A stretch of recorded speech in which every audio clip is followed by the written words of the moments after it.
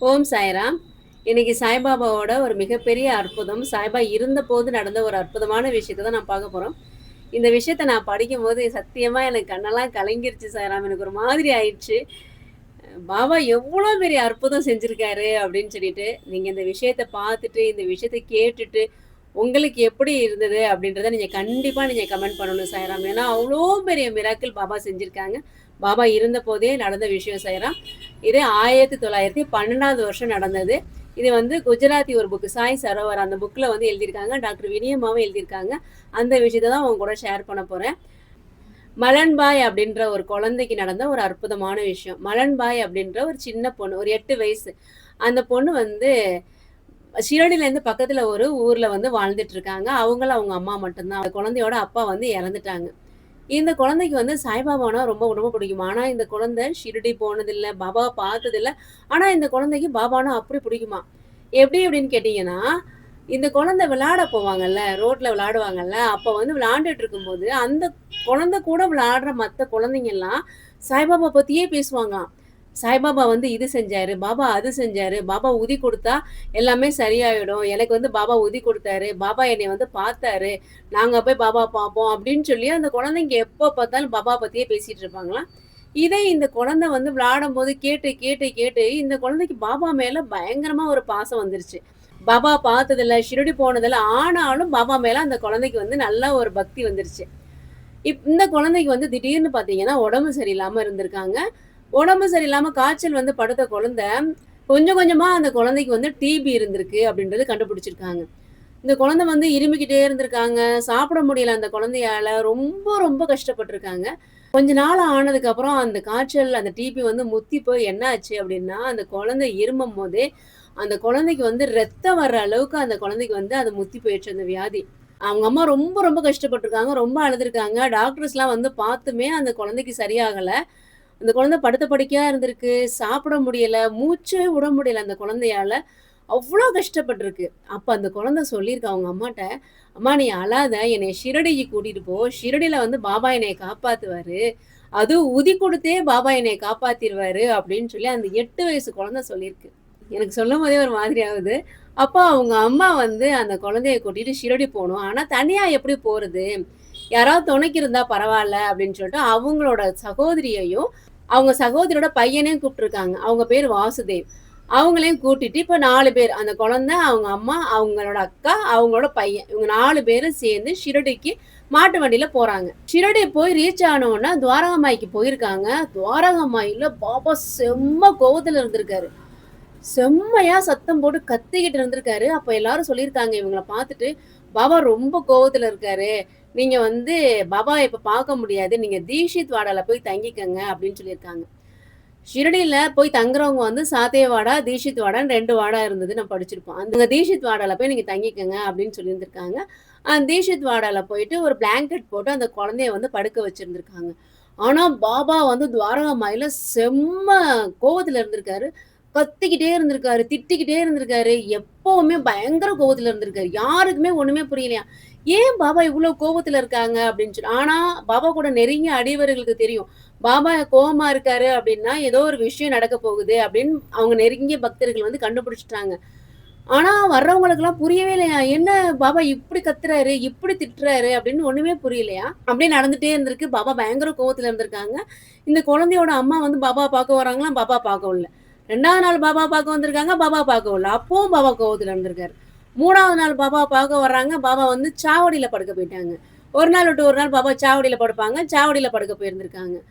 அப்போ அந்த குழந்தைக்கு வந்து ரொம்ப ரொம்ப உடம்பு சரியில்லாம ஆயிருக்கு. அந்த குழந்தையால சுத்தமா மூச்சே விட முடியலையாம். அந்த மூச்சு விட முடியாம அந்த குழந்தை வந்து தடுமாறுது. ரொம்ப கஷ்டப்படுது. சாப்பாடு 2 நாளா இறங்கல. தண்ணி மட்டுமே குடிச்சிட்டு இருக்கு. இந்த குழந்தையால முடியாம அந்த குழந்தை இறந்துருச்சு. அந்த குழந்தை இறந்த உடனே அவங்க அம்மாவும், அவங்க கூட இருந்தவங்கலாம் கதறி கதறி அழுகுறாங்களாம். அப்போ அவங்க வந்து எல்லாரும் சொல்லியிருக்காங்க, "சரி இறுதி காரியத்த செஞ்சிரலாம்" அப்படின்னு சொல்லிட்டு, அந்த குழந்தைக்கு வந்து தண்ணி தெளிச்சு இறுதி காரியத்த வந்து செய்ய ஆரம்பிச்சிருக்காங்க. இங்க வந்து பாபா வந்து சாவடியில படுத்திருந்தவங்க, அடுத்த நாள் காலையில 8 மணி ஆயும் வரலையாம். எல்லாருக்கும் ரொம்ப ஆச்சரியம். பாபா இவ்ளோ நேரம் சாவடிய விட்டு வெளில வராம இருக்க மாட்டாரே! ஏன் பாபா இன்னும் வரல? அப்படின்னு சொல்லி எல்லாரும் பார்த்துட்டு இருக்காங்களாம். செம்ம கோவத்துல பாபா இருந்திருக்காரு.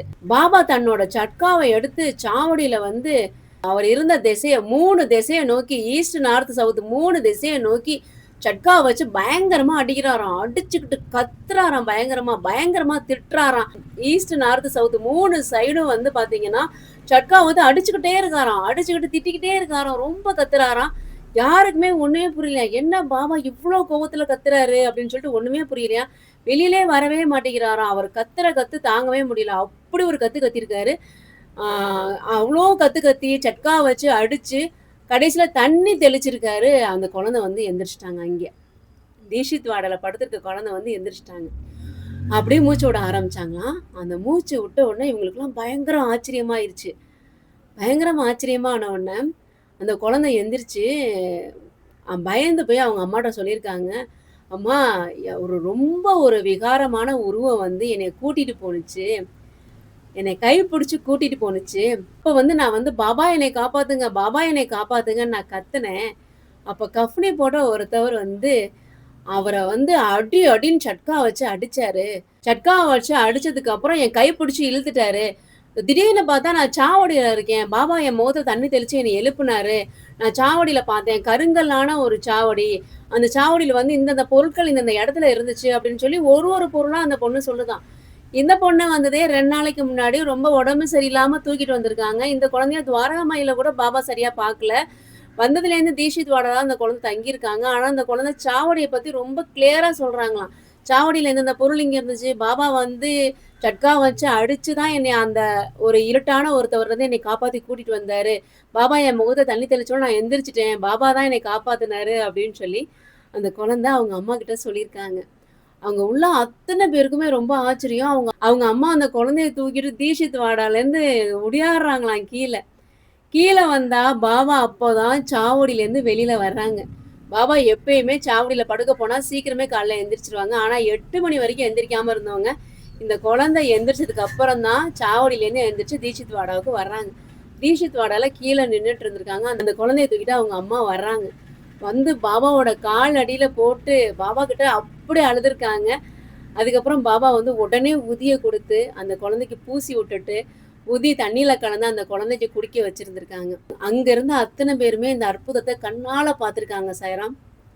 1912வது வருஷம் நடந்த ஒரு மிகப்பெரிய அற்புதம். இத நான் படிக்கும்போது எனக்கு என்னால கண்ட்ரோலே பண்ண முடியல. பாபா எப்படி கத்தியிருப்பாரு அந்த துவாரகமாயில யோசிச்சு பாருங்களேன். இவங்க வரும்போது எந்த ஒரு விஷயம் நடக்க போகுதுனாலும் பாபா வந்து எப்பயுமே கோவமா இருப்பாரு அப்படின்னு படிச்சிருப்போம்.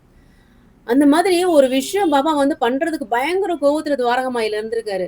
சாவடியில எப்படி அவரு கத்தியிருப்பாரு பாருங்களேன். அந்த சாவடியில 8 மணி வரைக்கும் வெளில வராம சட்கா வச்சு சுத்தி சுத்தி அடிச்சிருக்காரு பாருங்க. ஆ அது ஒரு மாதிரி ஆயிருச்சு. அதுவும் அந்த குழந்தை சொன்னது பாருங்க. சட்கா வச்சு பாபா என்னைய வந்து ஒரு கைய பிடிச்சு இழுத்துட்டு போன அந்த கருப்பு உருவத்திட்டேருந்து என்னை காப்பாத்துனாரு.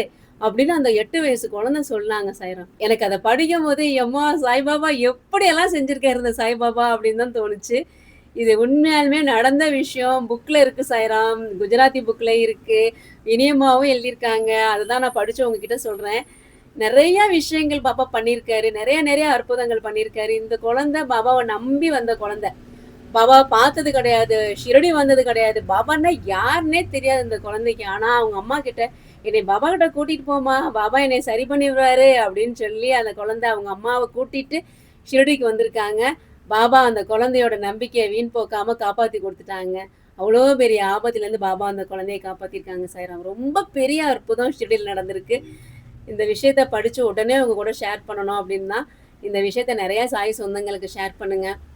பாபாவோட அற்புதங்கள எல்லாருமே தெரிஞ்சுக்கட்டும்.